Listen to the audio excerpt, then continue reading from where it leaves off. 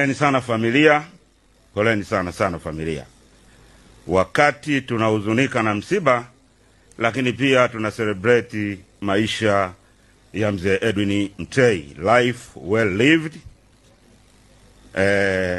legacy ya kufa mtu kabisa, kutokana na rekodi ya maisha yake na alichokifanya kwa taifa hili. Mambo aliyofanya kwa taifa hili mzee Mtei yanamuweka bila shaka kuwa one of the very true statesman wa nchi. Hiyo rekodi haiwezi kufutika.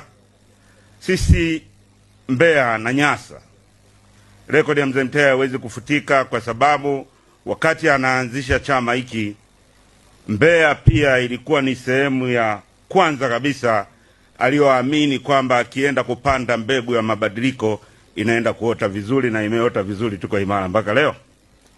Mbeya na kanda ya Nyasa imekuwa ngome imara ya Chadema. Wale wanaosemaga, kuna watu hapo katikati unasikia Chadema chama cha Wachaga, si tunawachola tu, kwa sababu tuko vizuri sana kama chama cha Chadema pale Mbeya na kanda ya Nyasa kwa ujumla.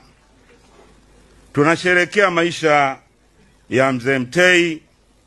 Tunamshukuru Mungu kwa mzee Mtei, tunamshukuru kwa misimamo yake pia. Tunasikia mzee alitofautiana na Mwalimu Mwalimu akiwa rais, akiwa waziri wa fedha alitofautiana sera. Kutofautiana sera, alimwambia Mwalimu kwamba ujamaa umedunda, haufai tena, kwa sababu njia zake za uchumi hazipeleki nchi mbele. Kwa hiyo ili twende vizuri, naomba twende tufanye 1 2 3. Nyerere akasema mimi siwezi kugeuka nyuma, nimeshapeleka hivi. Mzee akamwambia kama hivyo mimi Ligoma siliwezi, na kuachia goma lako, naenda kuendelea na shughuli zangu zingine. Na shughuli zingine hakuacha mambo ya nchi. Rekodi zinaonekana kama kwenye kuanzisha TACRI, Tanzania Coffee Research Institute, ambayo sasa hivi nasikia jamaa wakasema mbona inakaa kama, wakaona kama legacy ya mzee inabaki, wakasema waivute serikalini. Wazungu wakasema hatuweki tena hela kwa sababu umeingiza.